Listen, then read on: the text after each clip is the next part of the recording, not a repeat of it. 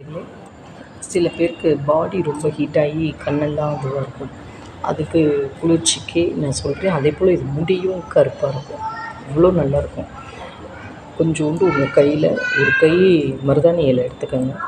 நெல்லிக்காய் இலை கிடச்சா நல்லது. சப்போஸ் கிடைக்கலன்னா விட்டுருக்க வேண்டாம். கருவேப்பிலை கொஞ்சோண்டு எடுத்துக்கோங்க.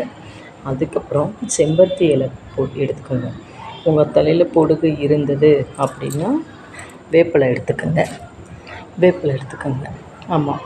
அதுக்கப்புறம் முக்கியமானது என்ன அப்படின்னா ரோஸ்மெரி. நாட்டு மருந்து கடையில் ரோஸ்மெரி இலைன்னு கிடைக்கும். ரோஸ்மெரின்னு அது கிடச்சா கொஞ்சோண்டு ஒரு ஒரு கொஞ்சோண்டு போதும். இதை எடுத்து எல்லாத்தையும் மிக்சியில் ஃபைன் பேஸ்ட்டாக அரைச்சிருங்க. க்ரீன் கலரில் இருக்கும். அதை அப்ளை பண்ணிடுங்க. அதோட முக்கியமான டிப்ஸ் என்னென்னா 1½ ஸ்பூன் கருஞ்சீரகம் போட்டிங்கன்னா அவ்வளோ முடி கருன்னு இருக்கும். ரொம்ப பிளாக் கலரில் இருக்கும். டையே வேண்டாம். கேன்சர் வந்துடும். செய்யாதீங்க.